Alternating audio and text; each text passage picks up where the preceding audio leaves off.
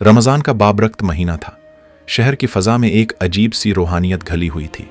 दिन में सड़कें खामोश लगतीं और शाम होते ही गलियों में अफ्तार की खुशबू फैल जाती।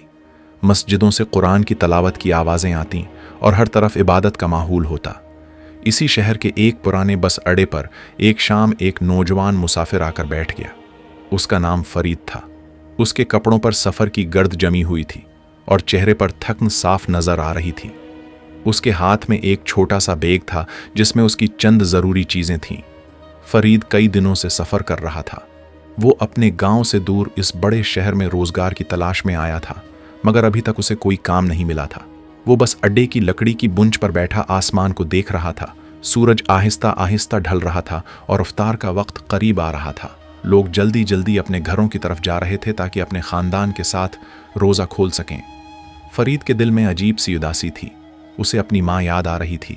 हर रमज़ान उसकी माँ इफ्तार से पहले दस्तरख्वान लगाती, खजूरें रखती और उसका इंतज़ार करती।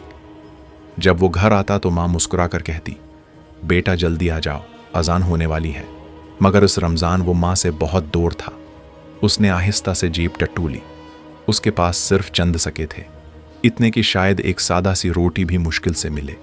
उसी वक्त करीब की मस्जिद से अजान की आवाज़ बुलंद हुई, अल्लाह अकबर, अल्लाह अकबर। अजान की आवाज़ सुनकर फरीद की आंखें नम हो गईं। उसने आसमान की तरफ देखा और आहिस्ता से दुआ की, या अल्लाह, आज मैं अकेला हूँ, मगर तो हमेशा मेरे साथ है। वो उठकर मस्जिद की तरफ चल दिया। मस्जिद के सहन में कुछ लोग दस्तरख्वान बिछा रहे थे। खजूरें, पानी और सादा सा खाना रखा जा रहा था ताकि हर आने वाला रोज़ादार अफ्तार कर सके। फरीद खामोशी से एक कोने में बैठ गया। वो किसी को नहीं जानता था और उसे झिझक भी महसूस हो रही थी। इतने में एक सफ़ेद दाढ़ी वाले बूढ़े शख्स ने उसे देखा। इसके चेहरे पर अजीब सी मोहब्बत और सुकून था। वो आहिस्ता से फरीद के पास आया और बोला, बेटा, तुम यहाँ नए लगते हो। फरीद ने आहिस्ता से जवाब दिया, जी, मैं मुसाफिर हूँ। बूढ़े आदमी ने मुस्कुराकर उसके सामने खजूर और पानी रख दिया और कहा, मुसाफिर कभी अकेला नहीं होता। रमज़ान में तो सब एक दूसरे के भाई होते हैं।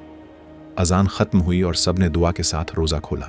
फरीद ने खजूर खाई और पानी पिया तो उसकी आंखों में आंसू आ गए। कई दिन बाद उसे ऐसा लगा जैसे वो अपने घर के दस्तरख्वान पर बैठा हो। इफ्तार के बाद वो मस्जिद के सहन में बैठा रहा। ठंडी हवा चल रही थी और लोग तरावीह के लिए तैयार हो रहे थे। बूढ़ा आदमी दोबारा उसके पास आया और पूछा, बेटा, तुम कहाँ से आए हो? फरीद ने अपना हाल सुनाया कि वो काम की तलाश में आया है, मगर अभी तक कामयाबी नहीं मिली।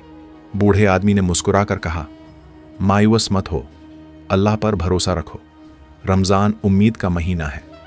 फिर उसने कहा, अगर तुम चाहो तो चंद दिन मस्जिद में मेहमान बनकर रह सकते हो। यहाँ मुसाफिरों के लिए जगह है। फरीद हैरान रह गया।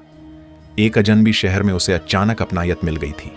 इस रात वो मस्जिद के सहन में लेटा आसमान को देख रहा था। चांद रोशन था और मस्जिद के अंदर से तरावीह की तलावत की आवाज़ आ रही थी। उसने दिल में सोचा, अल्लाह इंसान को कभी तन्हा नहीं छोड़ता। दिन गुजरते गए। फरीद रोज़ मस्जिद में आता, लोगों की मदद करता और काम की तलाश जारी रखता।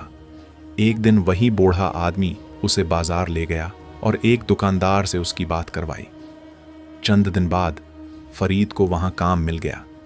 पहली बार जब फरीद को मजदूरी मिली तो उसने वो पैसे हाथ में लेकर आसमान की तरफ देखा। इसकी आंखों में खुशी के आंसू थे।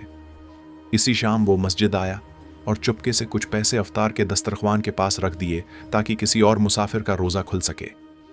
क्योंकि अब वो समझ चुका था कि रमज़ान सिर्फ इबादत का महीना नहीं, ये तुन्हा दिलों को सहारा देने, अजनबियों को अपना बनाने और उम्मीद जगाने का महीना भी है।